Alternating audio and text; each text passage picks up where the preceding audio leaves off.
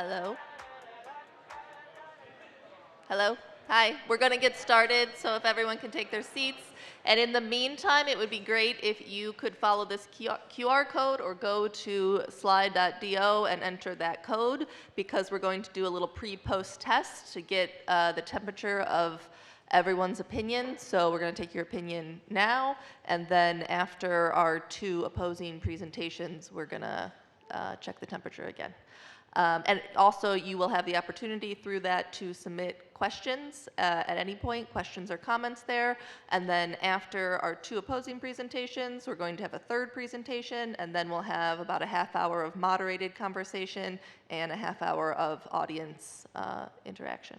Okay? Okay, so first up, we're going to hear why NeuroAI is bad. How do I disconnect it here and then? Okay. Yeah. Okay. Well, thank you all for coming to our GAC. I am going to present the position that NeuroAI is not adopting the right methods for studying the mind and the brain. Now, well, just a bit of a recap. What are the methods of NeuroAI for those who missed the introductory session? So Dan Yamins has this famous quote, recent quote, but he says, nothing in computational neuroscience makes sense except in light of optimization. And NeuroAI follows very much this ethos, and as Aran said, you have all these different components of your modeling framework, which involve architectures, optimization methods, etc. And you manipulate them in different ways, and then you train them on some task, and then now you use that architecture to extract some neural activity from the neural network, and then you compare that to whatever recordings from macaque or humans or whatever doing some task, and then you establish some brain ANN alignment, and that is a way to establish how good the model is following the hypothesized computations that the subject would be doing, right? So at its core, I would say a good way to maybe rephrase this is that at its core it is an approach based on large-scale simulations and data analysis, very much in the spirit of modern deep learning approaches. And it makes sense. It uses deep learning to do so. And defines all its experimental variables as manipulations of these above things. Now, I guess maybe what we were going to ask is, well, how strong are the theoretical insights that we've actually gained from this approach? So, going back to this is the seminal work from Dan Yamins in this area, where they took DNNs and they trained them to do object categorization, and then they showed, well, when we train the networks to do object categorization, we also find that as they get better, we get much higher predictivity for things that are not part of the category, also part of the scene. And this is an insight that we didn't have before, so the models start getting better, and you can see it here. And then you get this novel insight that we didn't have before, that models, IT doesn't just represent object information, it also represents other things. And maybe what we're going to question is, well, this is I guess, formatting issue, but the similarity of geometric representations maybe doesn't imply mechanistic alignment, and that what we want, what we're interested as neuroscientists and computational neuroscientists and modeling people, is that mechanistic fidelity, not the geometric thing, which is, it's important, but it's not the end goal of what we want. So the premise of our position is that approaches based on using the deep learning fail to justify much of the claims of ANN and human similarity. Matching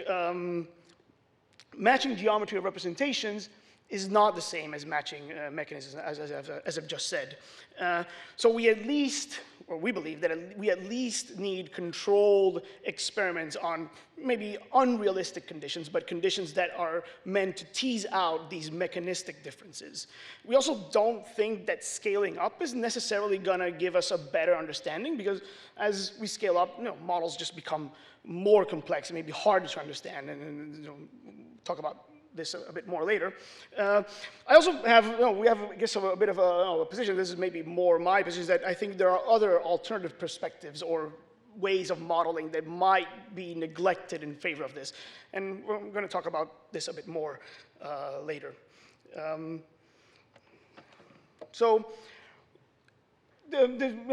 To start with this idea that there's a gap between geometry and mechanism, we have this, for example, this study from Marian Dumovic from a couple of years ago. This was in a ICLR workshop, I think it was. So they took these toy stimuli where they put a confound in, and the confound was related to the particular category, natural versus artificial, human versus animal, etc. And what they found is that you can manipulate the similarity of the networks, so this is the blue bar here, to be really, really high, while the performance doesn't match what humans would do.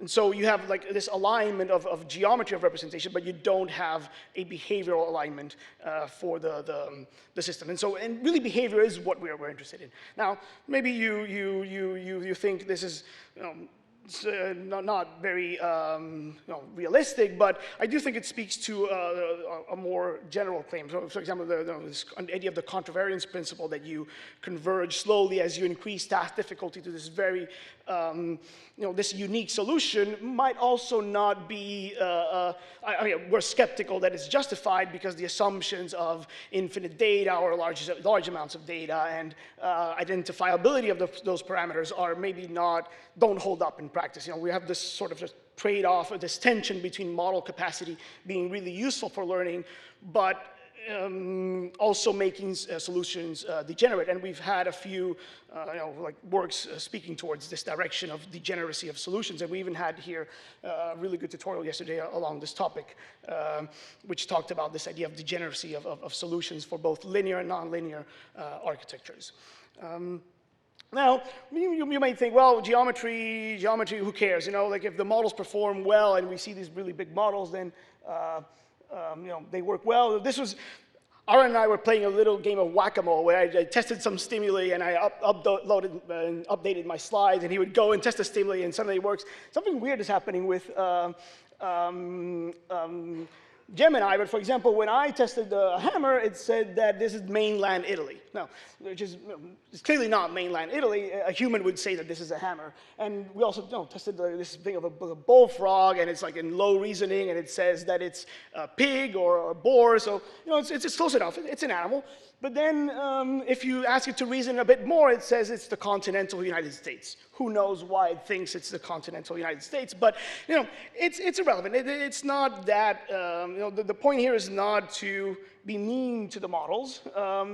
The point here is that when you introduce these these stimuli, it does tell you something about processing. It does tell you something about how the networks represented the stimuli and use it to reply. And so our claim is that, for example, for this very simple stimuli, it tells you that it's failing at some particular gestalt processing of grouping and contour integration that is important and that humans exhibit very, very strongly and that the models don't. And if you want to model vision, you need to capture those kind of effects. More generally, we know that VLMs don't really match that well with human behavior, and they might get better. That's fine. They're training constantly on more and more data. But that's not really the point of what I think, as a field, we should be doing. We can do, this was maybe a silly experiment, but we can do more controlled, more systematic tests. And Nick Baker, who's going to be in the panel later, has these really nice things, these really nice Frankenstein, excuse me, stimuli where he has, where you can see that humans, when you destroy the relational structure of the stimuli, like these cats, they fall in performance while the networks are just completely unaffected by it. Again, this is a failure of correctly encoding relationships, which we know humans do really well and are really dependent on it. And it's important to capture these effects. And we can go even like lower. It's not just about behavior. We can just also explore what the networks do at a, I guess, call it some way, mid-level vision setup. And in this case, for example, they also found that the networks are more sensitive to high-frequency features in the data set, while humans are more sensitive to low frequency, which is something that we know, but this is like very well and nicely quantified using Fourier transforms. And I think, maybe like as a final, very skeptical point, this is maybe my strongest claim. There's some, like a lot of like research in NeuroAI takes this form where you train a model, and this is Wang 2023, where they train a big visual language model where you have clip embeddings and language embeddings, and adding that language embedding to the model is boosts its predictivity a lot, and well, okay, we can talk about it later. But it's really, I like it in the sense that you can map out all the different areas where you can see the different stimuli, but it's not always clear to me what the mechanistic claim about the models is when you do these kinds of study. And this is the things that I think we need to clarify here in the GAC. And we also know that, for example, at some point, people were testing these models and they were becoming worse at predicting IT activity. So what is the goal of modeling? I think this is at the core. The goal of modeling is what we're discussing, and we want to generate predictions, but statistical predictions of neural stimuli are maybe not the thing that we want to do. We want to generate predictions about what happens to a system once you manipulate it. So I'm not sure it counts as the prediction that we're used to in more theoretically inclined fields. Another one is maybe refine intuitions, and I think this is a good example of the Yaman study, where they refine some intuition of what IT does. But are these the right and principled ways of doing it? Are there not other approaches or frameworks that can give you the same kind of insights that we haven't tried or thought about? And I think, finally, I think there's little evidence that you can use whatever these systems or models do to produce like causal interventions in the system. And for example, like this is one example of one of the things that I think is really interesting. There's all this work from Paul Sisek where you don't treat this as optimization per se, but as feedback control, and it's all feedback control like embedded in the environment, which I think is much closer to what you would expect as the right setting. If we're going to really move to ecological setting, this would be the right thing. Anyway, at the very least, I guess we're claiming that we need to do controlled manipulations on stimuli, and that there might be other good approaches, for example, like recursive cortical networks, explain Gestalt phenomena, clone-structured causal graphs, explain a bunch of phenomena in place cells and entorhinal cortex and hippocampus. And we can explain other things like contour integration. Like sort of like a bit of a conclusion. I'm out of time, a bit over time, I guess. But the important thing is that I think we risk by focusing too much on this perspective, we risk using a black box to understand another black box, which might just introduce more confounds than we want in order to get good explanations. Anyway, that's it for our position. I guess now Martin will come in and argue for the pro position.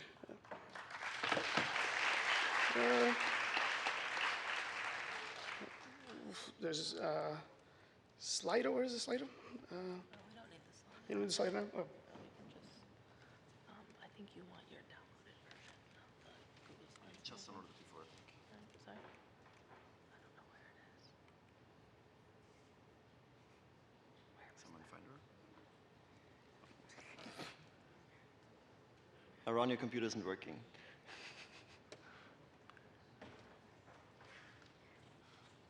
I can't find the downloaded one. Yeah, Oh, here. on the side. Yeah. It's one of those people. Yeah, you don't use a Mac? There you go. Okay, cool. I'm going to try to convince you why you should not listen to Milton.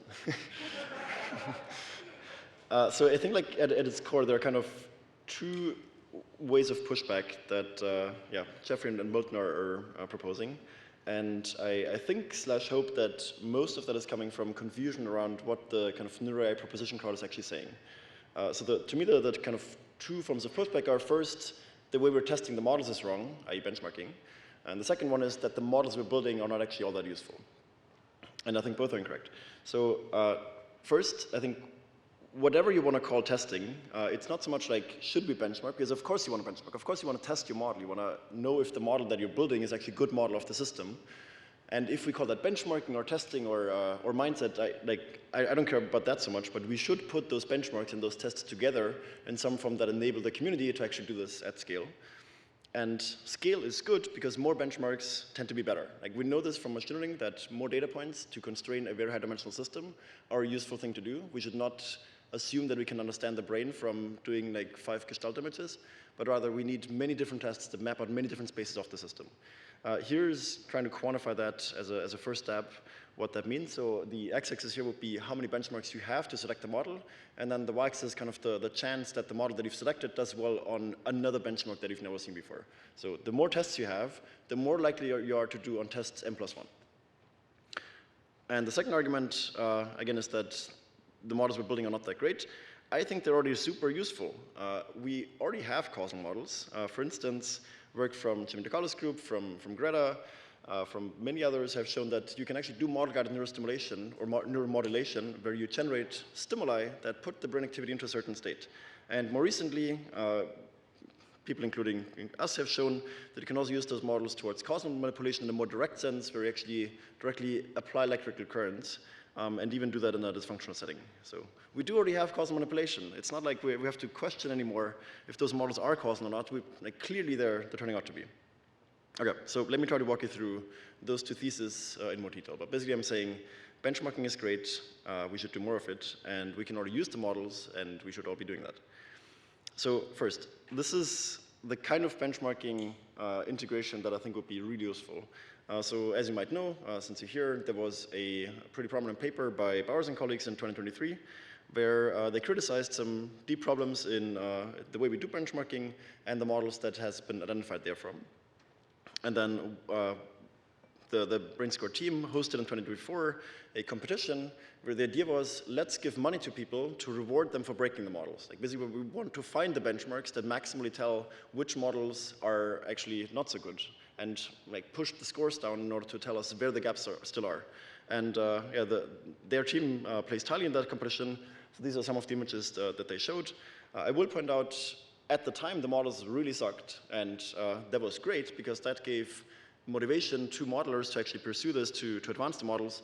And you might see now that this is one particular model, this is a ConfNext, trained on a lot of data, and it turns out that one actually predicts that particular benchmark already quite well.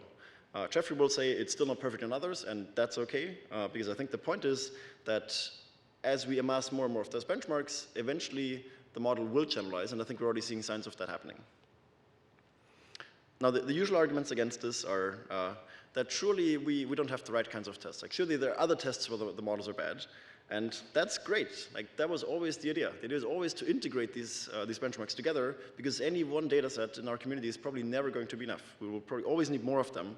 So we should add those benchmarks, make them shareable and accessible to the community in order to advance science. There's another common pushback where, like, yeah, maybe you have untrained models, and if those are as good as the trained ones, then clearly whole benchmarking is wrong.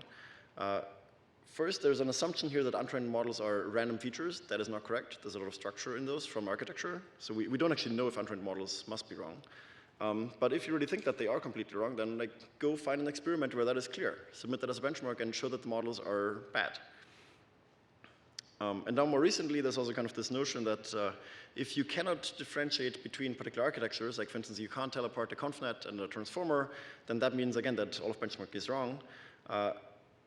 That might just be a limitation of looking at representations, right? Like, there is this idea in machine learning now with the Platonic representation hypothesis that features become universal if you train at scale.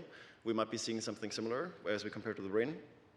And again, if you think there's some way to differentiate them, for instance, maybe via causal manipulations or via anatomical markers, then great. Like, let's submit a benchmark to do that. That's very nicely put forward by Dan and Aran also very recently, that we just need more difficult challenges to actually tell models apart. Otherwise, we're not going to be able to do that. So I want to just show you some success slides. This is not to say that NeuroAI has been, like, everything has been working out. It's just that I think the opposition to this view is that nothing works. So I want to show you that at least some things work, and that things are, in my view, actually looking pretty optimistic, and that, like, we as a community can do great things. Yeah. Alternatively, if you don't think that we're making progress after seeing these results, I don't know what we're saying anymore. All right, so this is showing you what things were like about, yeah, a little under 30 years ago. So this was HMax. Who knows HMax in this room?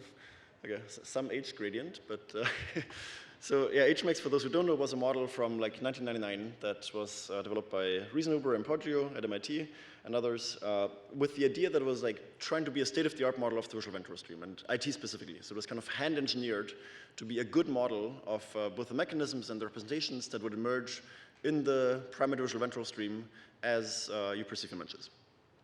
And I'm showing the predictions of that model on yeah, neural recordings where like each dot is, I think this is fMRI data, 1 voxel.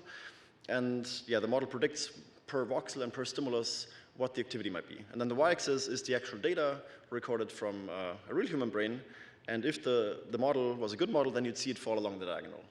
Yeah, let's maybe compare that to a model that is a bit more recent. So this is a model that comes out of machine learning. This is VJEPA, a video model that we can then, of course, map to the brain. And I probably don't need to do stats to convince you that this is better than what we've had before. Right? Like, we have better models now. They're not perfect, but they're very much getting there. If we should look at this over the years, then we are making quite some progress. And I would say actually around, in this particular area of vision, around half the signal is already predicted by these models. And this is only getting better. This is not going to get better by reinventing the architecture class, I think, but rather these models are already pretty good. And this is, of course, not limited to vision. Like Aran showed you some examples, I'll show you some more. Across many different domains, we do find that the NeuroAI approach of taking task-optimized models, connecting them to the brain, is very effective. If the methods we were using to evaluate, for instance, the y-axis, I just don't see how we could ever see any of that. How would we see generalization across different domains if the methods themselves and the ideas and the concepts would not generalize?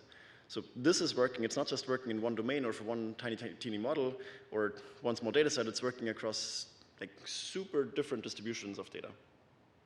All right. Just to quickly maybe show some more convincing examples, this is a recent model that we developed, but there are many others from Meta and Vibe and many other kinds of models where they're just tracking the brain signal really well. Like, how cool is it that we can actually, at a second-by-second resolution and across tens to hundreds of thousands of voxels, already predict the brain signal to this extent? Like, that is great. How could the models be terrible if they can predict the signal so well?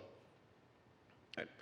So the final argument I want to make is that we're already kind of getting towards something like applications. So you might have seen a video like this at some point. This is a patient who has electrodes in his head, specifically in the face selective regions, and he's being stimulated and kind of describes what he sees. And this is like, I hope we all agree that this is a causal manipulation. So there's direct neural stimulation with electrodes. And as you stimulate his face selective regions, he will report that he perceives a face starting to appear on the book, and then later you'll see it also starts to appear in other things. And he kind of gets confused because that's maybe not what should happen, but that's a very strong test of causality, I would say. So could something like that happen in the model? And maybe more ideally, could you even use the model? Yeah, he's getting very confused, so I'm going to have to click away from the video. Could we ideally even use the model to derive the right stimulation patterns that would push the behavioral report into a certain state? So could we ask the model to tell us what stimulation do we have to apply in order to make the subject see one of two categories, and then apply that pattern to, in this case, a monkey brain, in order to ideally actually get that behavioral effect? So here's a current result from a, in many ways, imperfect experiment, where on the x-axis you see the model predicted behavior as you apply the model-derived stimulation patterns, and on the y-axis you see the actual monkey behavioral data. And while that is, again, far from perfect, and the model is overconfident and whatnot, this is starting to work. Like, we can actually ask the model, what causal experiment do we have to apply in order to push this subject into a certain state? And again, not perfect, but that is starting to work. How could the models be terrible if we can see these results? Yeah. The very last thing I want to show you is that I also think there's quite some opportunity to push this into actual brain in dysfunction. This may be another form of causality. And I want to show an example from dyslexia, where you might know that's a developmental learning disorder, where the effect is that you have very selective reading deficits, while kind of all other visual IQ or other forms of intelligence are completely okay. And in neuroscience, the hypothesis, or one hypothesis, is that that's because the visual word from area is maybe not as active as it should be in subjects who have dyslexia. And of course, in humans, it's very hard to causally test that because IRBs won't let you just hammer down someone's VWFA, but you can do this in models. You can find the equivalent of the visual word from area in the models, with, in this case, a functional localizer, ablate those units, and then test what that causal manipulation does to the behavior of the model. And it turns out you actually get something that looks quite a lot like what dyslexia might be. In fact, I'm pretty convinced this model is truly dyslexic, and I'll show you some more evidence for why that might be. So in dyslexia, some people have found or have developed fonts that make it easier for individuals with dyslexia to read. For instance, one of them is called Open Dyslexic, and turns out Comic Sans as a font is also quite a good one for reading in dyslexia. And when you apply those fonts, or when you have the model read those fonts, it also benefits from them. So for the clinically recommended dyslexia fonts, the model also benefits. Whereas the ones that are difficult for humans with dyslexia, the model also has trouble. So could we now use this model in maybe an ultimate causal test and actually develop a new font that makes it easier for the model to read, and one, again, causally applied to the humans also makes it easier for them to read? I don't know yet, but I think it could work. We're trying that right now. So the final point I want to make to kind of tie the modeling causality together with the benchmarking that we had talked about as well is this plot in supplemental figure 5 from the Bashirwan and Carr science paper in 2019. So what they did, some of you might know, is they used the image predictive models of V4 to generate stimuli that would activate some neurons while keeping others kind of unaffected. And you can call that one form of control. Like, if you want to activate neurons, one way in which you might do that is via microstimulation. Another one is by generating the right kinds of stimuli. So they have a measure of how good the model can control the neurons, which is the y-axis here. And then they also have a measure of how well the model predicts the neurons, which is kind of the more standard style of prediction-like benchmarking. And it turns out that the more predictive the models are, like the more aligned it is to those neurons, the more you can control the neurons. So this is kind of tying together benchmarking as we do it right now in predictive metrics with the downstream control that I think we should be aiming for. Yep. So I would recommend, let's keep doing benchmarking. Let's do it in different forms. Let's put all of those experiments together. They can be mindset-like experiments or others. That's okay.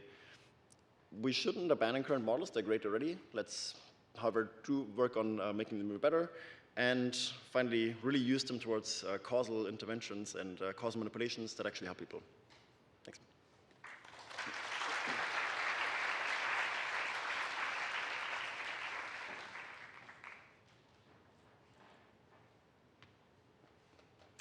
Okay, great. If everyone could go back to the Slido and fill out the post test to indicate your opinions after these convincing arguments.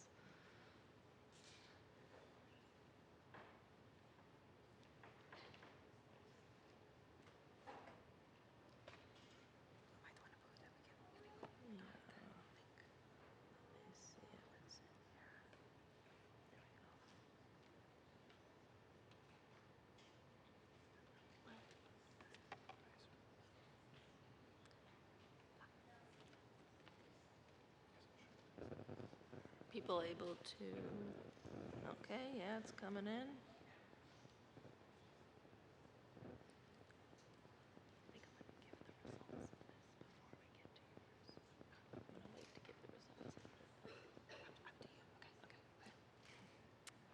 Okay, so given that people are already submitting that, I will let you know what the pre-test results were. So For those of you who haven't actually done it, the question specifically was, which method of model evaluation will be more likely to advance our understanding of the brain? And the choices were benchmarks based on variance explained or hypothesis-driven task manipulations.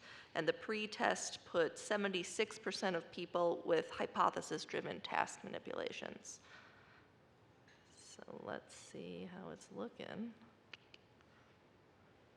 Okay, down to 67%.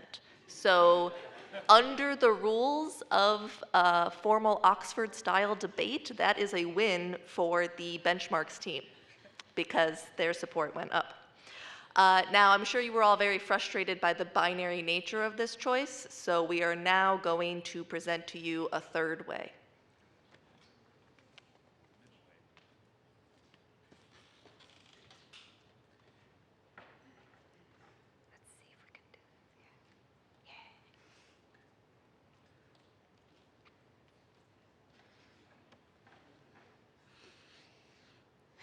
All right, so yeah, as Grace mentioned, probably, we don't have to only pick one, and probably, a lot of people here don't want to just pick one kind of approach. And so I'm going to say that we need both. And I think, saying that we need both as a community is a fairly uncontroversial opinion. And so when we were figuring out what the structure for the session needs to be, we're like, well, do we even need a presentation on the central position, or is it kind of naturally going to emerge during the debate? And so I decided to try to put forth a more radical proposal, and so to put forth a radical centrist position, which is that not just we as a field, but everybody in our field, every person needs to be well-versed both in controlled experimental paradigms and machine learning model fitting paradigms, right? And I don't know how true that is in practice. My intuition is that not necessarily. So what we can do is we can just take the temperature really quickly. So could you please raise your hand if you feel like you have some experience, a decent amount of experience with both controlled experiments and NeuroAI style models? Okay, so a lot of people actually. And then who feels that they lean fairly heavily on one side or the other?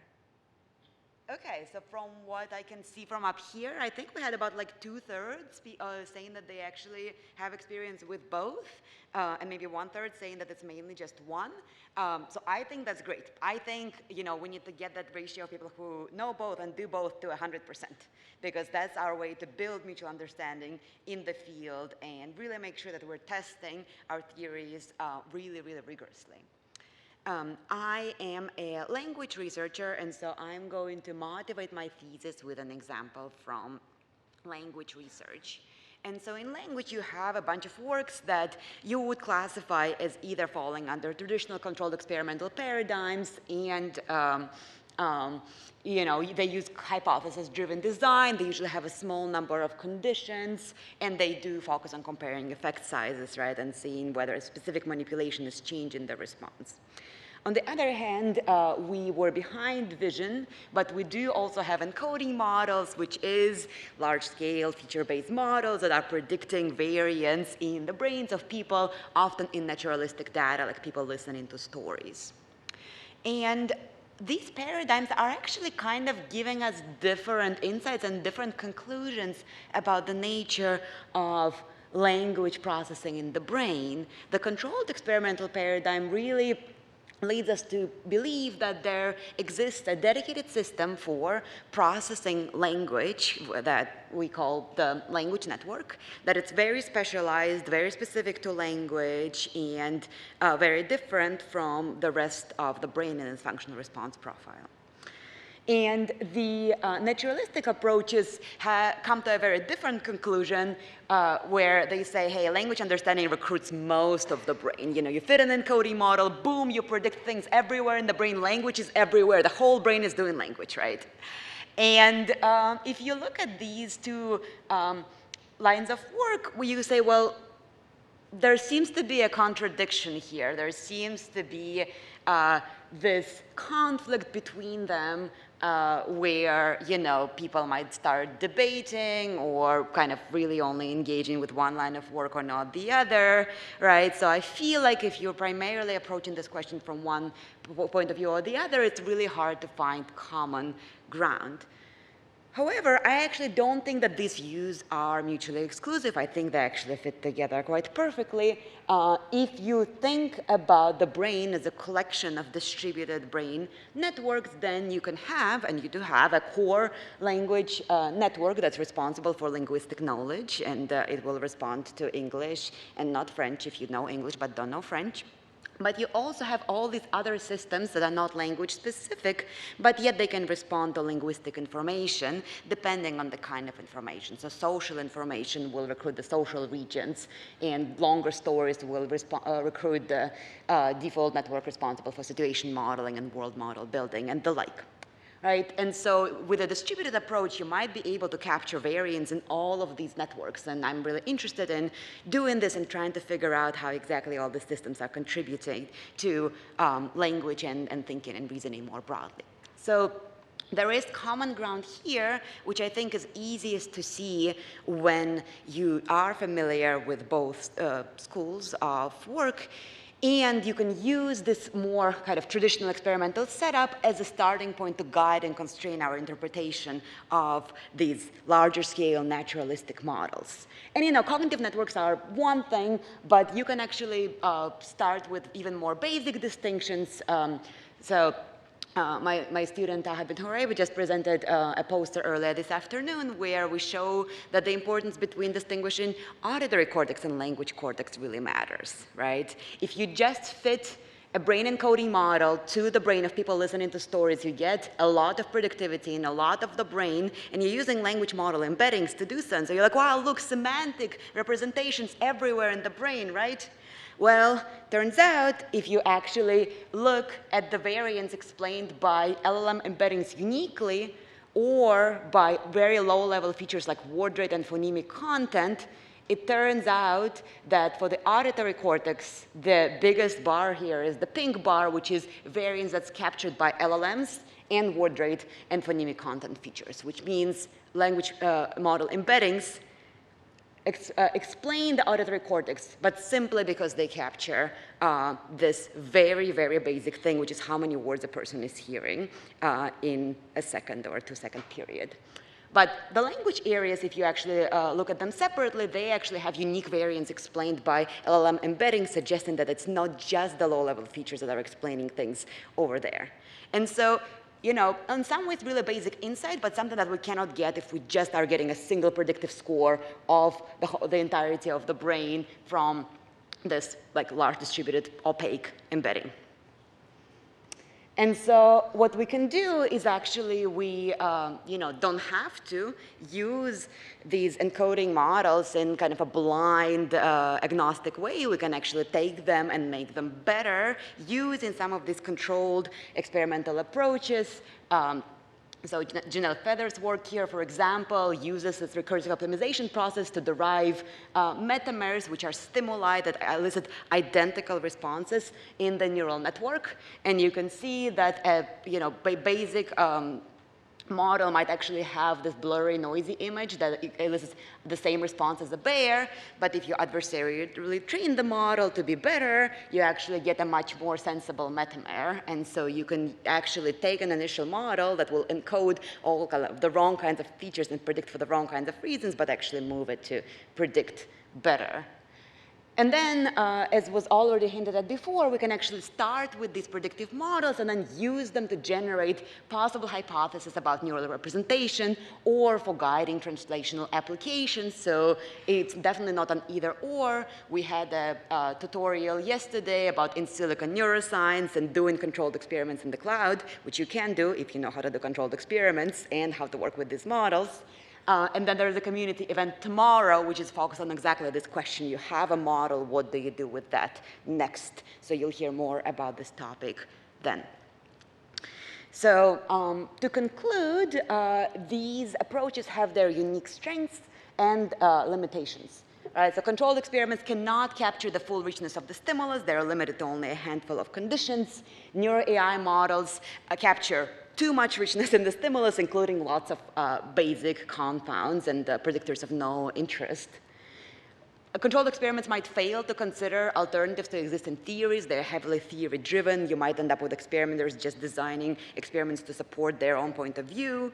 NeuroAI models are much more theory-agnostic, and in some sense, they're often too theory-poor, and they might actually end up conflating different sources of variance in different theories. They're like, oh, we don't care, we just care about the score, we don't care about the why, sometimes. And so, from that perspective, controlled experiments are great for hypothesis testing, and if you have a theory-driven experiment, that's your way to go. But NeuroAI models give us this unprecedented opportunity for exploratory research and capturing a wide variety of conditions, tasks, experiments that you could do. But we can't stop there. To me, that's a starting point that you can then confirm with more controlled research. Thank you.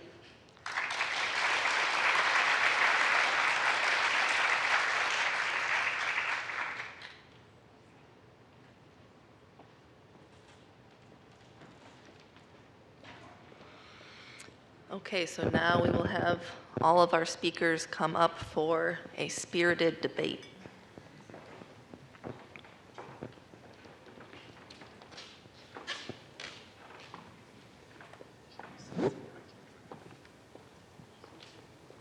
What do you want? Oh, no. You have to be friendly. You have to sit next to each other.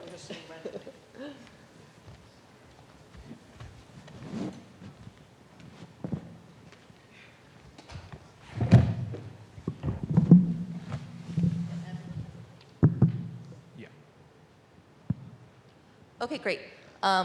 So I want to start by building off of Martin's two-thesis statement, and because I do want to clarify what we're talking about here. So the focus is supposed to be on what's the best way to evaluate our models, right? Should we look at something like neural productivity, or should we ask about these specific hypothesis-driven perturbations? And so if that's the starting point, then that would mean that we all agree that it is possible that task-trained artificial neural networks could be good models of the brain. And we're just trying to figure out what are the methods we should use to answer that question. So can everyone raise your hand if you agree that task-trained models could possibly be, task-trained artificial neural networks could possibly be a good model of the brain? Okay, yeah, okay. So I just want that as context and background so that we can, move on to really talk about how we should evaluate these models. All right.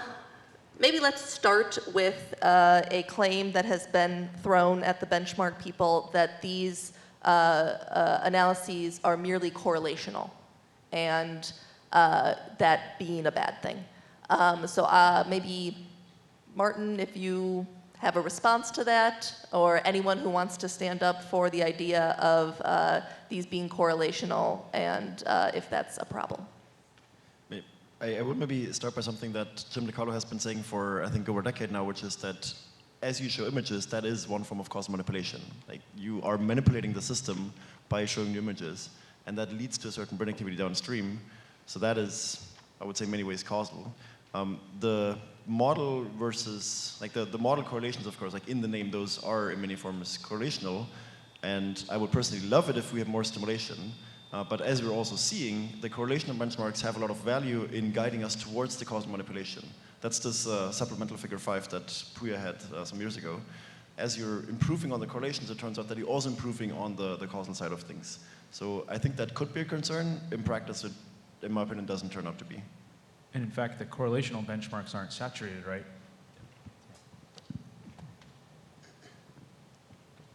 Is the other side fine with that, or?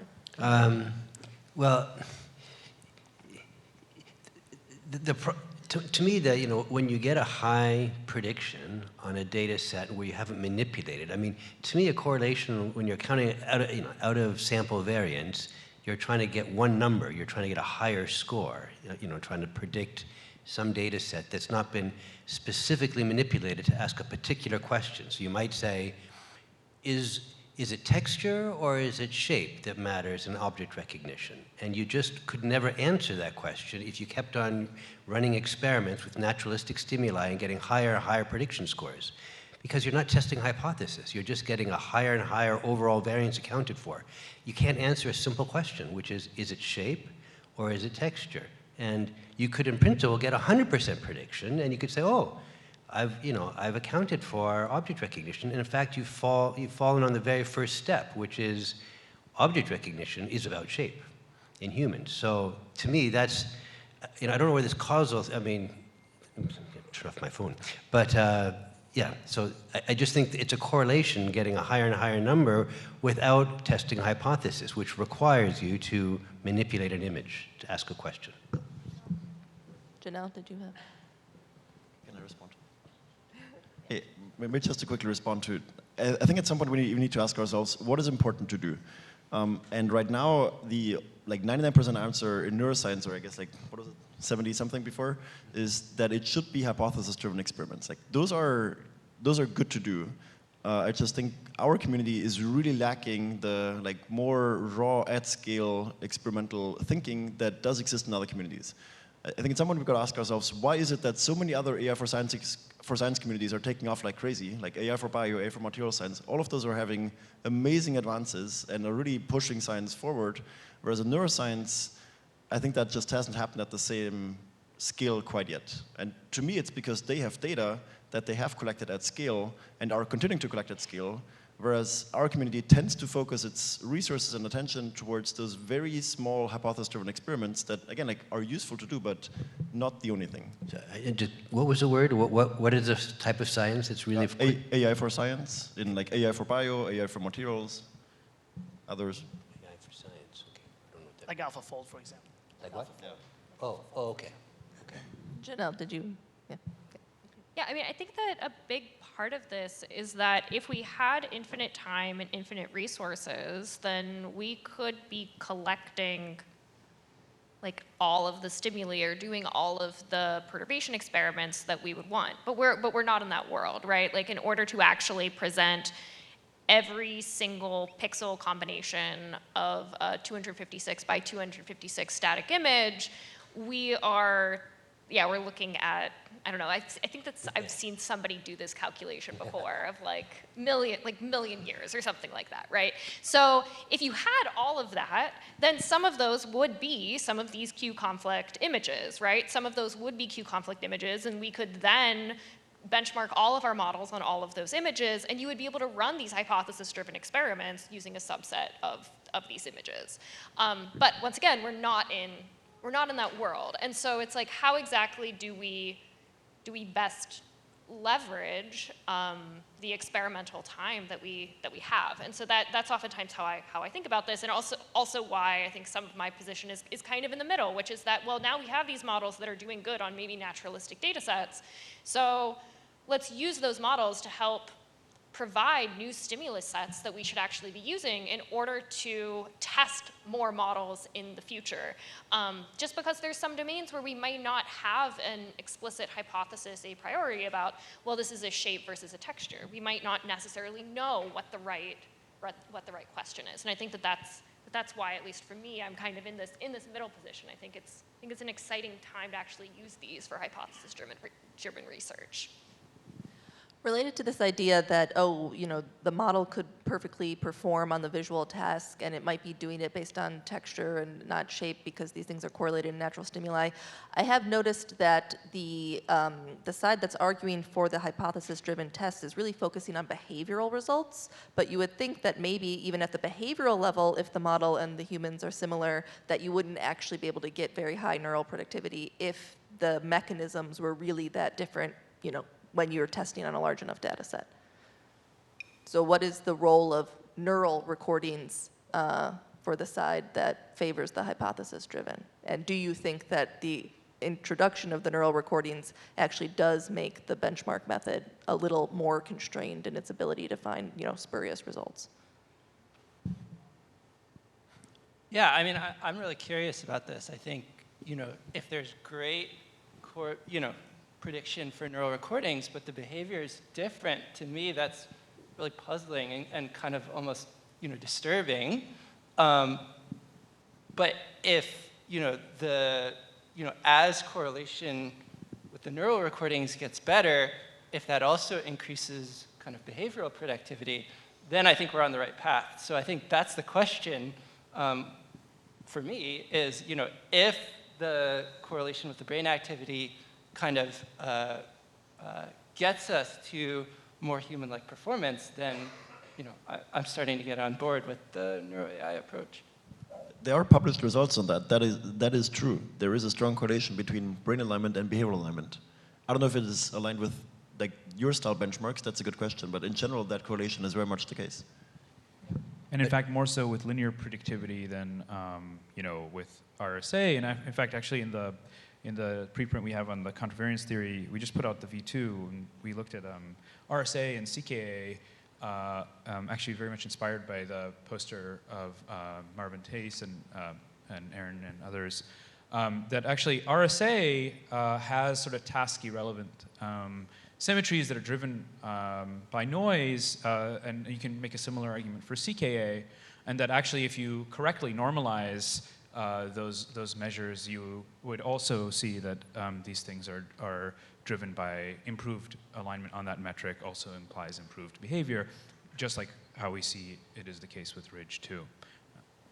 But to go back to Nick's point, it's like what we had is we had brain scores get higher and higher and higher, and then Robert Garros showed, a long time now back, but it's actually caring about texture, which is not what we want for object recognition. So you can get higher scores, and nowadays you can get higher brain scores, and then you can make a dotted line drawing and it can catastrophically fail. So the fact that on average, when you collect a lot of data and you test on naturalistic images and on both on behavioral kind of similarity judgments and neural predictivity, and they correlate in general, but they just catastrophically dissociate when you test them with a relevant stimulus. And to me, it's not just like, I'm not interested in artificial stimuli, I'm interested in that. It's like the catastrophic disconnect between when you do it in an experimental condition under, challenges the system when it's operating with naturalistic stimuli, because, humans care about Gestalt principles in order as a mid-level vision process before they identify an object. Now, if you find, I'm getting better and better brain prediction scores, and they say, but doesn't, if I test it on various Gestalt principles and I find it doesn't support those things, it's like, well, what do we make of those high brain prediction scores? Because it's missed a crucial, fundamental mid-level visual process. And I just don't think you can say, but on average, there's a correlation of 0.7 of them going up and up. It's like, but if you do a targeted manipulation asking a critical question about human vision, you find out it's missing that. Or to the real extreme, it doesn't even care about shape. It couldn't do a line drawing unless it was trained on a line drawing. I mean, these are serious problems, and telling me that it gets a good brain score, on average, correlates with behavior, isn't kind of addressing my concern in that regard. So it might be that the kinds of tests that people have used for those brain alignment benchmarks are just not of the type that would elicit the same mechanisms, right? That would be a very interesting question that one could answer if you actually put all of those kinds of tests and benchmarks into one place to make them accessible and run them at scale. I'm guessing that if you had a lot more brain data at scale and you were to test models on those, that would give you a lot stronger signal that would generalize much better than the very limited set that we have right now, which is, I think, why many of us are advocating for large-scale data collection efforts that are used not just for training, but also for testing. In fact, that's why we see in these frontier models, they're getting much better at those kinds of manipulations that the models a few years ago weren't. And in fact, contravariance would also support what you just said, which is that, as the models are doing better at these harder tasks and we have more of a way to adjudicate between them, then they're developing a strong kind of representational convergence. So in other words, the higher linear predictivity would imply axis level alignment as well in the mechanistic sense. I have a question. Do you think that the fact that we don't know what the exact training data for all these models is undermines the claim that they're learning the right mechanism, right? Because if they're trained on that data, without when humans are exposed to a lot of this data for the first time, they have a particular reaction.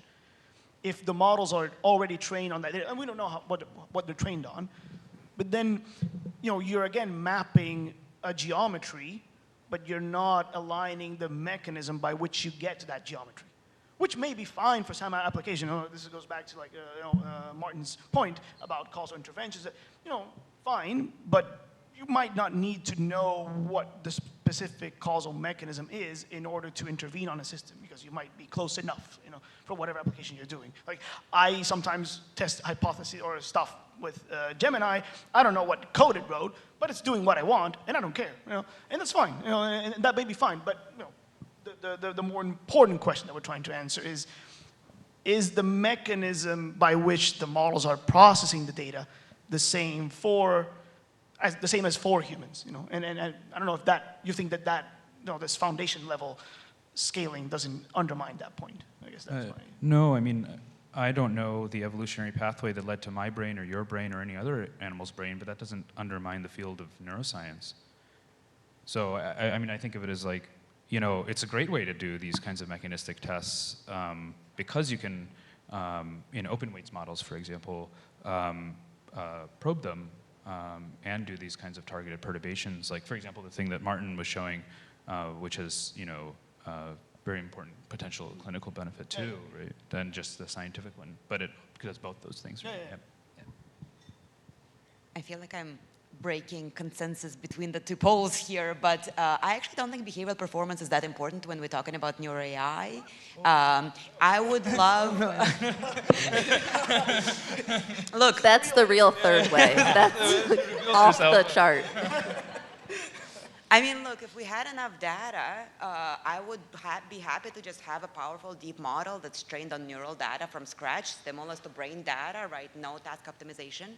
We don't have infinite data. So to me, task optimization is just a heuristic that we have to skip ahead and not require as much brain data in order to train a good brain predictive model. So for me, brain predictive models are valuable via their capacity to predict the brain.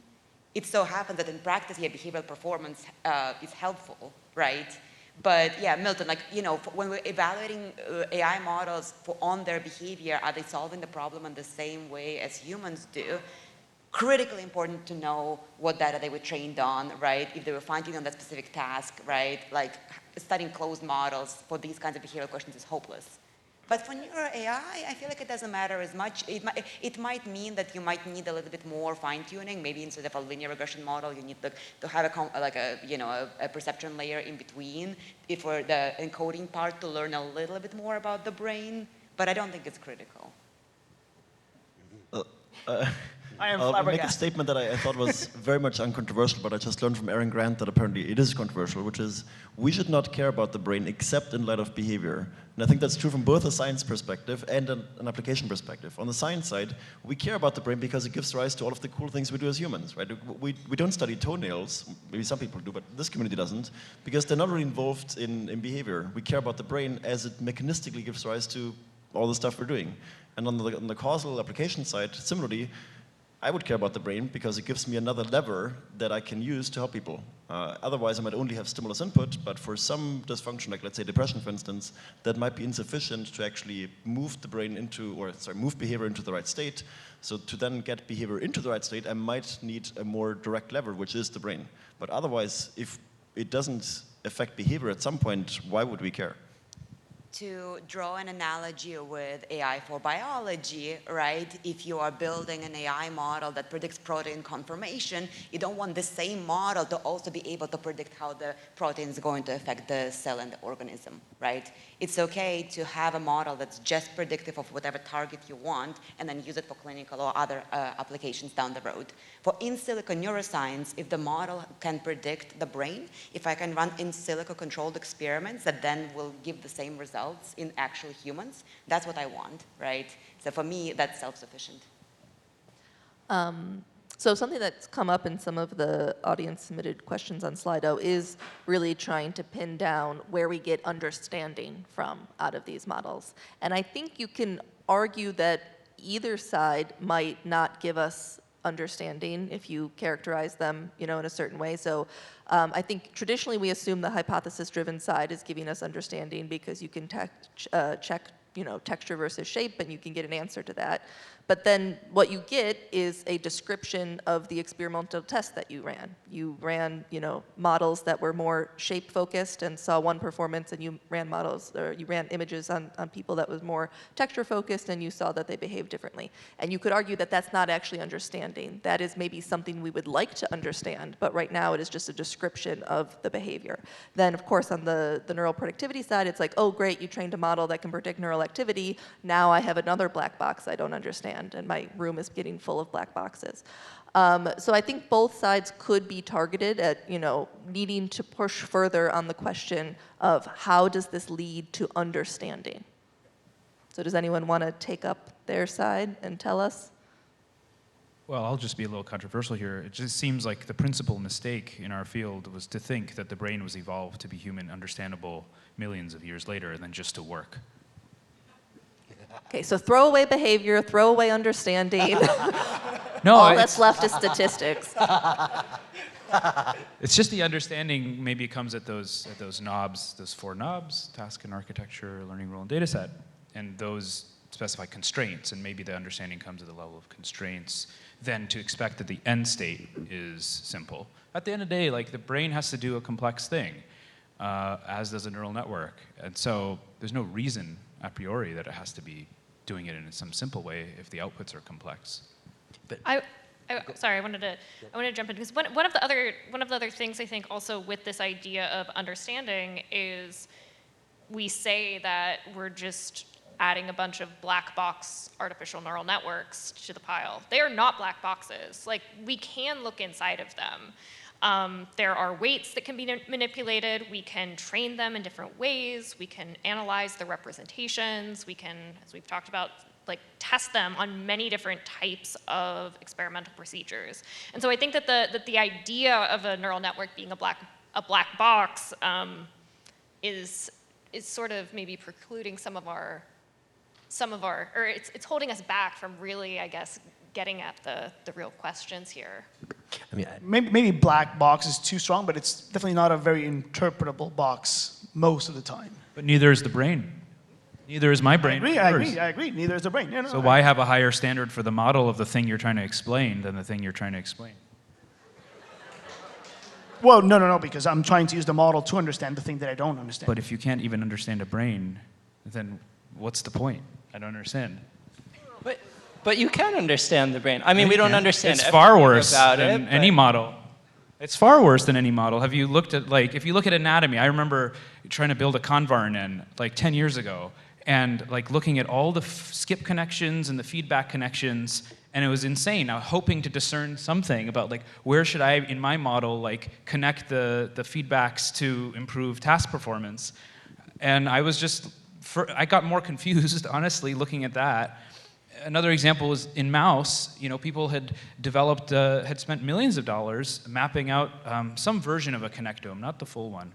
But you can already, people tried to build CNNs off of that, and they didn't do that well, and they didn't predict the data actually all that well either, and you got a lot of details. It was very easy to get details wrong. So it's in some sense, all of our models, there's that phrase, I think, in the slide with Brian Chung in it when they were doing the introductions, which is all the models are wrong. And in fact, our models, our ANN models, as inscrutable as they might be, are actually much simpler in a lot of ways. And in fact, whenever I look at a brain, I kind of cower in fear. So here's where I want to make a pitch for behavior, or maybe psychophysics if we're talking about perception, where I think we have 80 plus years. I mean, I don't know how many years, but years and years of generating hypotheses about how the mind might work, designing experiments that test predictions made by those hypotheses, and then seeing if those predictions were right or not. And certainly we don't understand everything about how the mind works or how the brain works by doing that way. But to me, I would be sad if it turned out none of that had any value because we can't understand it. And I agree with you around that. trying to just track all the individual neurons or connections in the brain is not going to be profitable. But I do find, and this is to your question, Grace, I do find we can learn a lot by studying the behavior. You ask someone a good question, you see how they answer, and you can make some progress that way. That was useful at the time, and that was a great starting point. It just turns out that now we have a much better way of thinking about it, which is what like Dan and Aran described in the light of optimization. And like I don't understand how we would ever make it to that scale of understanding the brain with the classic approach. Like, would we have thousands of circuit descriptions, and like every week we add a new one, and that's going to be understanding? Like, to me, that's much more difficult to make sense of than a task optimized model. Well, it kind of relates to this conversation, but also about predictions. Like, I just don't think it's that relevant just to be good at prediction for prediction's sake. And we've talked about there may be qualitatively different solutions that produce equal predictions, and it matters which mechanism is driving the good predictions. That's the whole trick, is to understand what is the mechanism, what is the explanation. So just focusing on predictions and saying, oh, we're gaining an understanding by predictions. No, we're not. If there is many different, qualitatively different ways by which you can reach that prediction. And this claim, I mean, when people say, oh, we're inevitably converging, it's like, I think it's important to remember we got these artificial neural networks that work in one way. We have a brain that has, morphologically diverse neurons. They spike. The initialization point is a product of evolution that has a very circuitous route in which we're starting. So it's far from obvious that when you optimize on a task in a model that doesn't spike, doesn't respect time, doesn't have an initialization that's the product of evolution, that will inevitably result in a human-like solution. It may well succeed, and if you model on enough data, you can kind of predict well, but that, to me, that's not what I'm not that interested in predicting. I would be interested if I'm working with prosthetic devices and I want to build something that will help somebody. That's brilliant. But if I want to understand how the brain works, then it matters which of these many different kind of prediction methods is the one that the brain implements. And so this focus on prediction is, to me, it's good for engineering's sake, it's good for, some things, but it's not a scientific explanation. It gives insight into the brain, and that's where all the careful psychological experiments, testing hypothesis, gives insights, and sometimes it will distinguish between two models. They predict equally well, but this model cares about shape, and this one cares about texture. Well, that's a better one to go with, the shape one. Well, Alan Newell had a very good article, You Can't Play 20 Questions with Nature and Win. I mean, I think as you start to enumerate the hypotheses, the list gets longer and longer, and soon you could fill a 1,000-page book.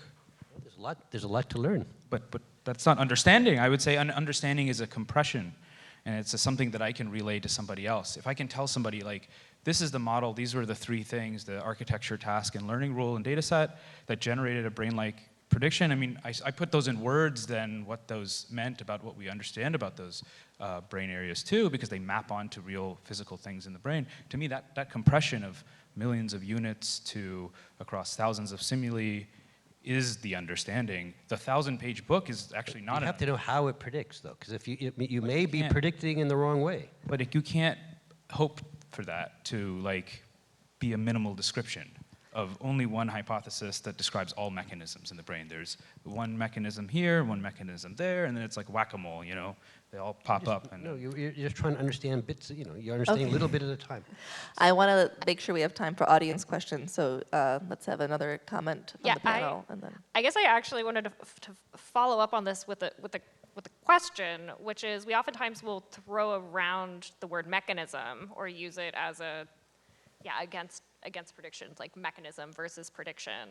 And I think that a lot of people have different definitions of what a mechanism is and what we mean by that. And so I guess I was just curious what a satisfactory answer for, I guess, understanding or having, what a satisfactory model would be of a mechanistic explanation for neural activity, would be to you. Who, to me? And others if they have opinions on mechanisms. Okay. Well, I mean, if you have a theory where you're saying, okay, I think we extract a shape representation and the objects are composed into parts, and the relationship between parts, we compute surface forms and 3D representations, and here's a series of steps. Mid-level vision involves organizing the scene into different parts by various Gestalt principles, and amodal completion, modal completion. There's a whole series of kind of,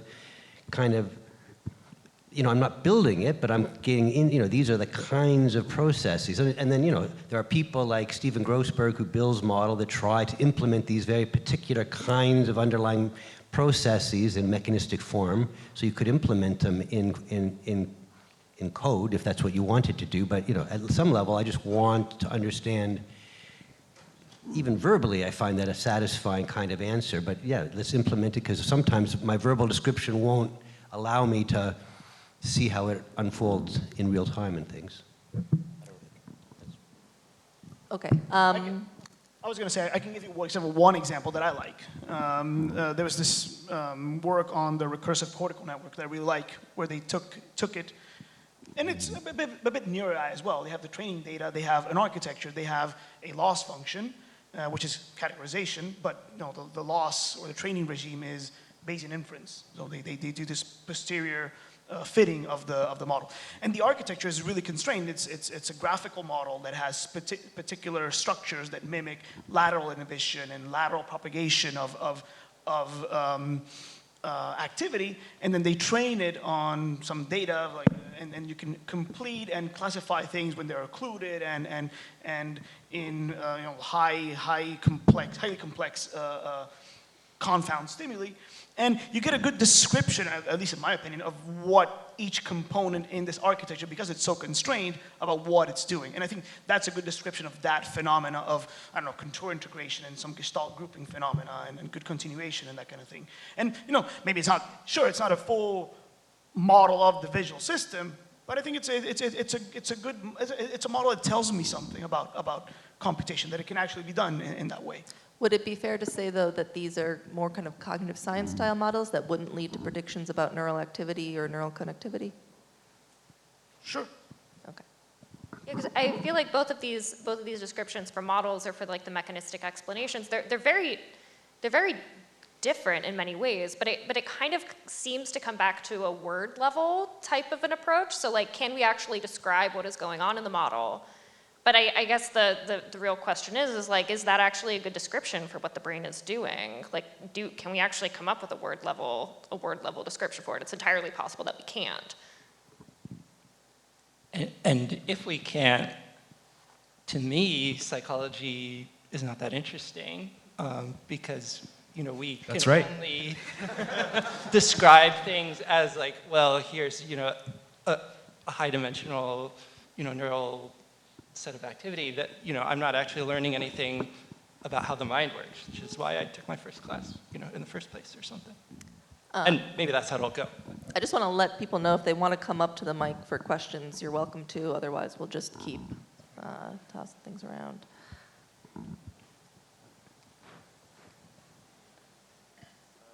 Hello, is it on? Can we get this mic on?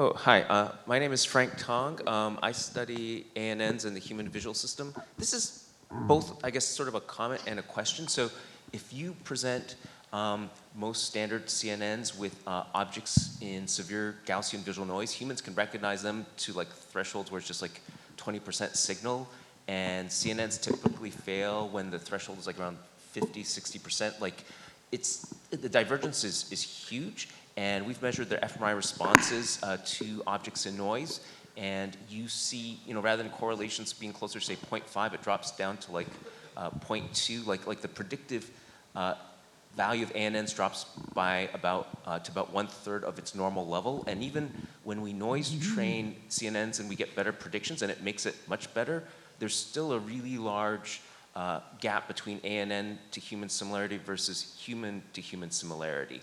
And so. And these are very simple behaviors that are easy to detect if you deviate in image space from just clear images anywhere in all possible images to these small divergences. So I think these problems are prevalent.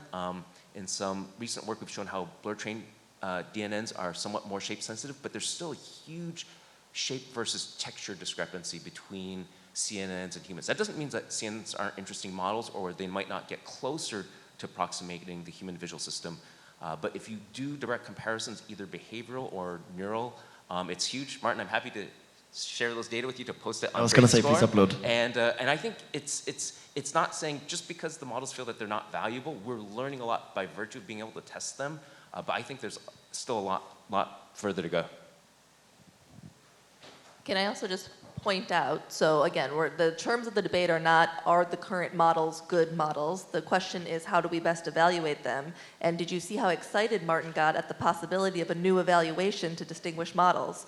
So I think that goes to show that, yes, even though we can point to cases where the models don't do well, that doesn't mean that, you know, those are bad ways that, to evaluate them or that it's not possible to evaluate them. Can we go over there? Yeah, great debate so far. So I'm very much in the both camps. So I agree with Janelle and Anna. So one thing that we haven't heard very much from you guys is how the models themselves might generate new predictions that we would want to test in humans and might change our understanding of humans. So not just, you know, the model did this thing, didn't do this thing, bad model, better model, whatever, but it was like maybe the model is doing something interesting that we weren't considering humans were doing previously.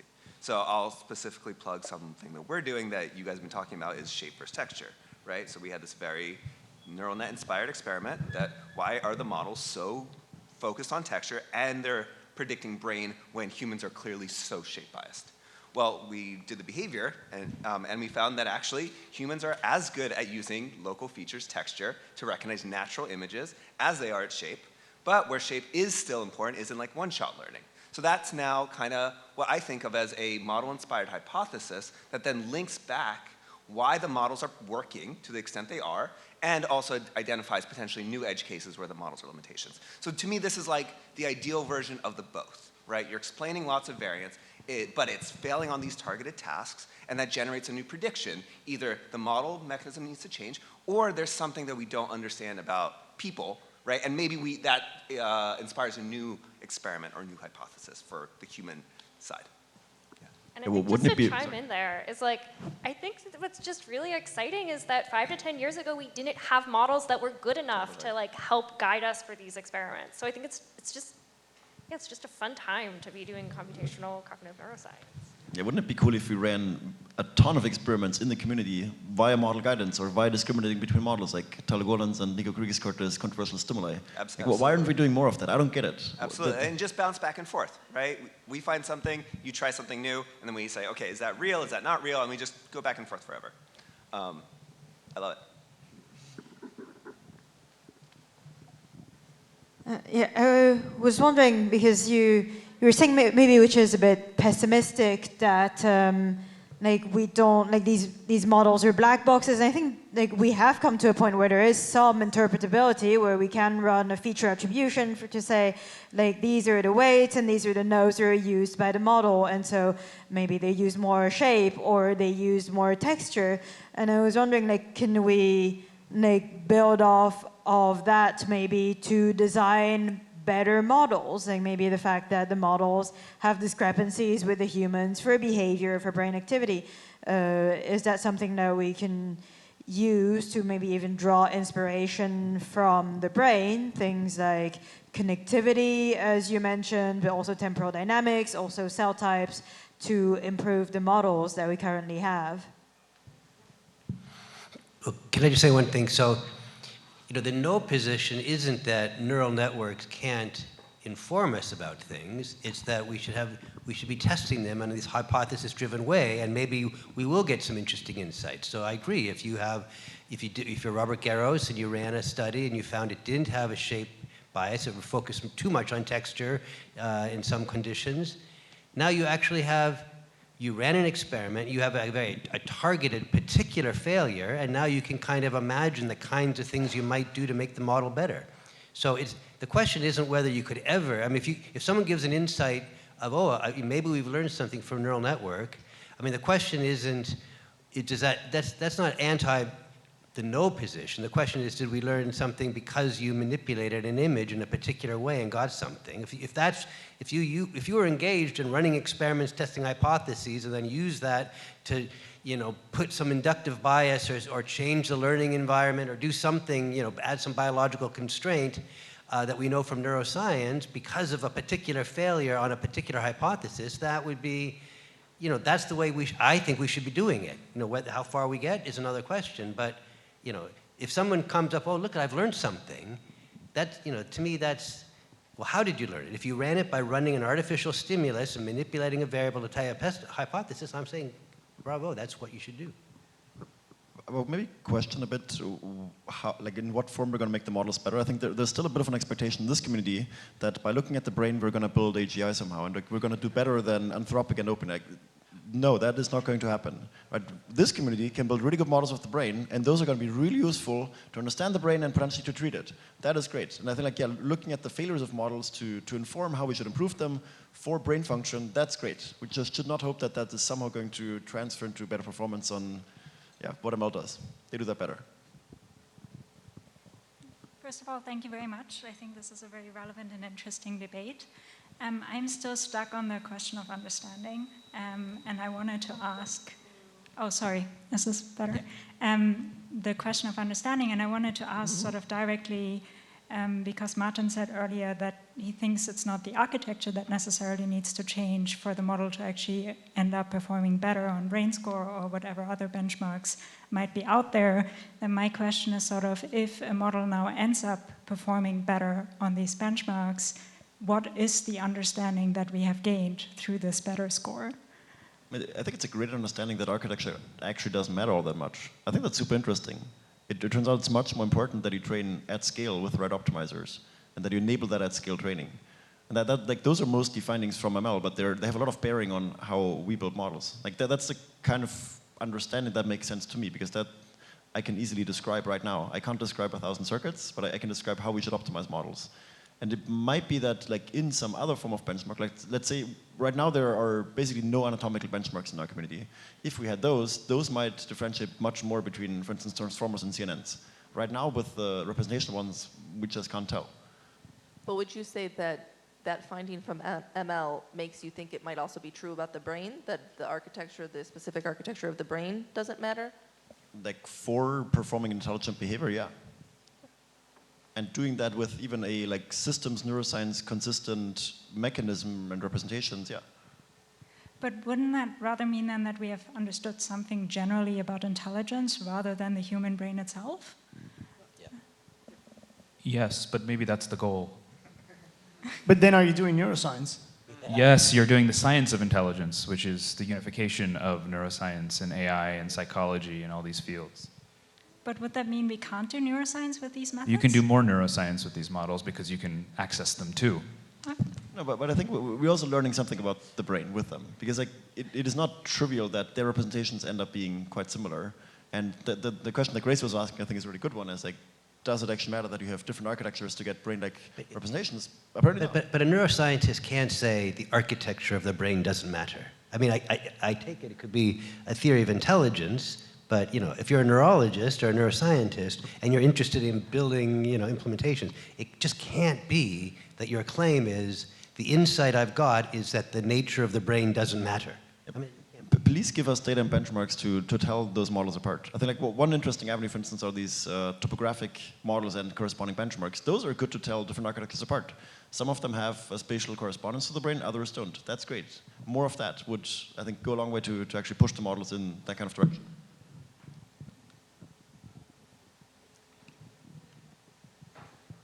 Hi, everyone. So we have these three perspectives represented up here. Right? We have the model benchmarking perspective, the hypothesis-driven perspective, the both perspective. I thought it would be fun to bring in the fourth neither perspective, just to really round things out here. And sort of, when everyone was talking about understanding and there were critiques of understanding from both sides, a perspective I like to sort of fall back on whenever I think about this is, what is the most complex system that humans do understand? And for this, I don't know, there was this paper that made waves a decade ago about could a neuroscientist understand a microprocessor? Raise your hand if you've read it. Like, people are going to be familiar with this.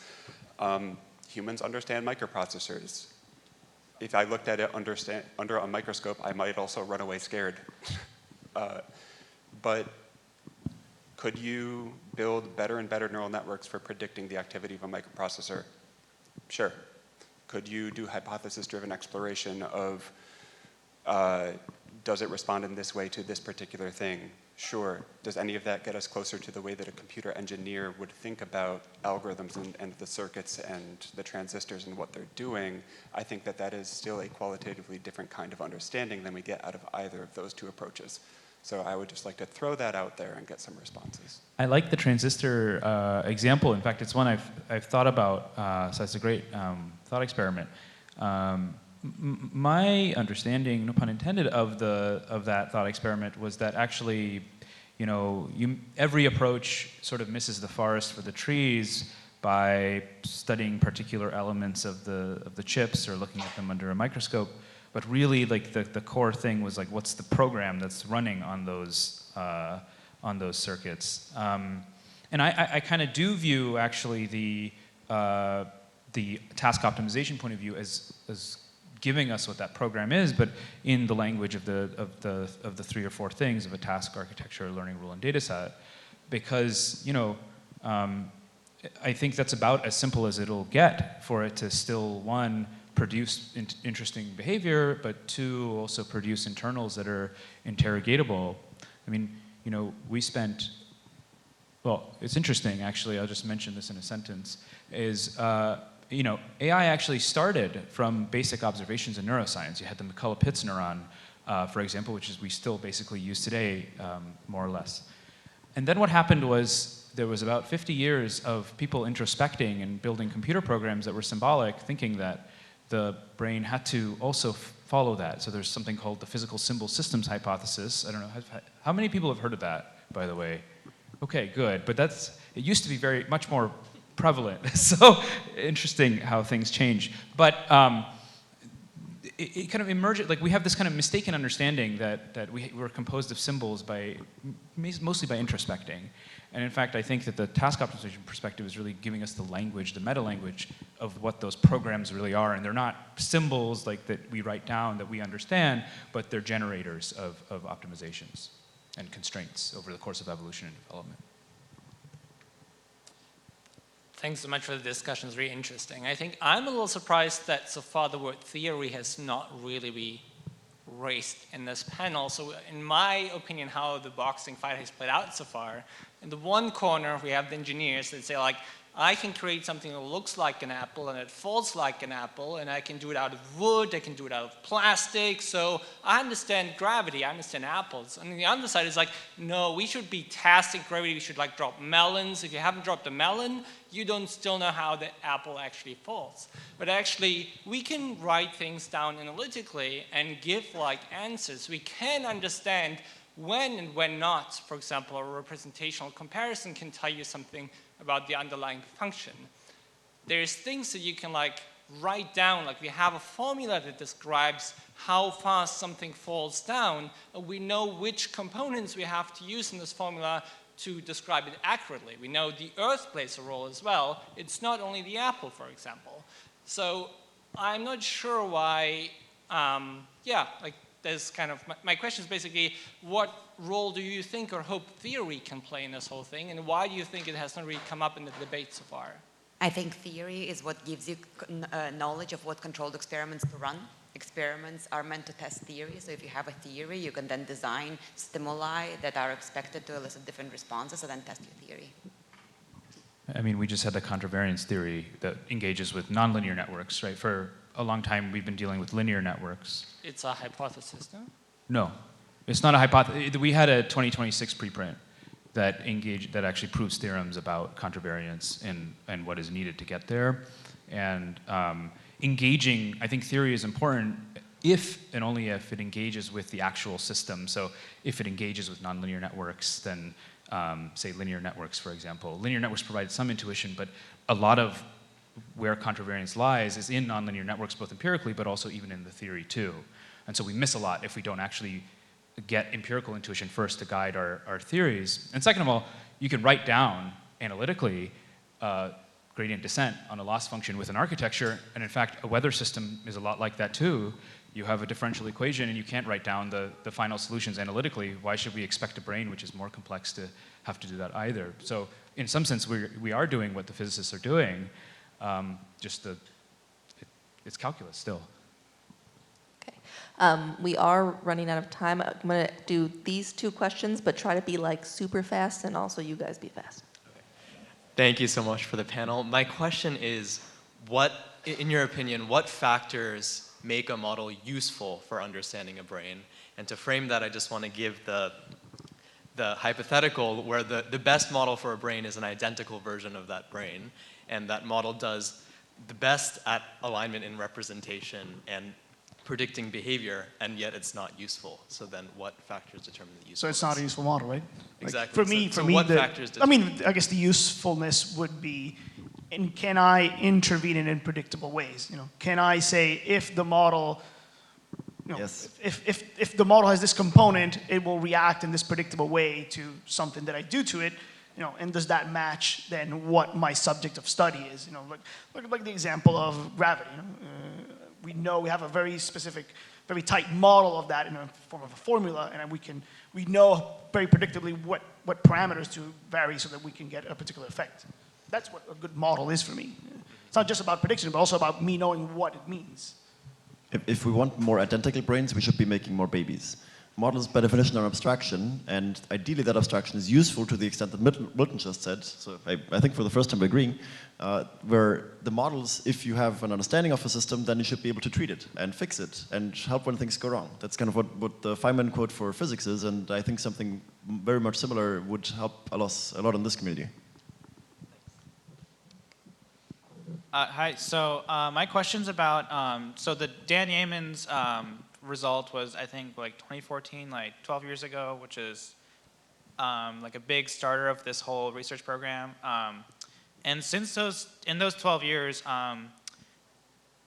we haven't really seen it percolate past vision and language too much in terms of like, some things that like cognitive scientists care about, like decision making, working memory, attention, or neuroscientists care about, like, olfaction and aggression, etc. I was just wondering what you guys think about what is like this element or like what is like a reason why this kind of task optimization framework or this NeuroAI approach has like really kept itself in vision and language mostly, and it hasn't like really percolated to like the full space of things that neuroscientists and psychologists are trying to study. I think that's an incorrect characterization. It's percolated to all kinds of areas: mental simulation, memory, somatosensation, autonomy, and also decision making too. So I think they actually instead,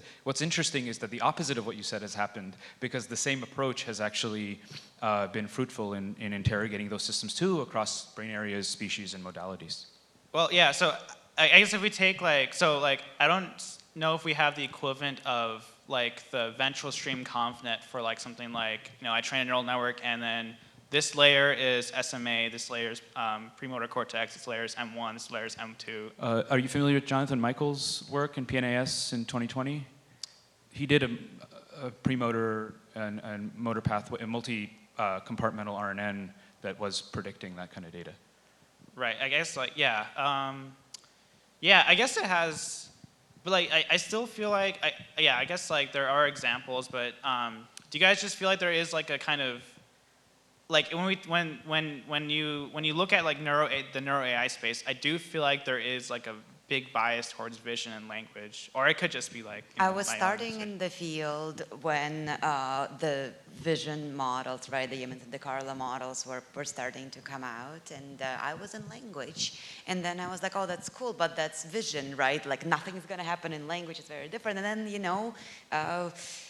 word embeddings and models like BERT started to come out, right? And I was like, oh, that's cool. And then, people, Martin included, were like, wait, we can do the same thing for language as we did for vision, and started building, like we're following AI advances to a large extent. Now that we have models that don't just do next word prediction for language, but presumably can do some forms of reasoning, whether in human-like ways or not, that's debated.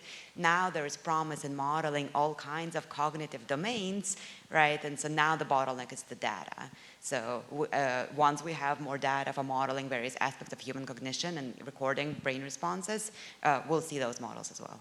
And as we go to agents too and start to build them, they'll have to have all these components integrated. Okay, thank you. Okay, let's have a round of applause for our panelists and speakers. And thank you all for your participation.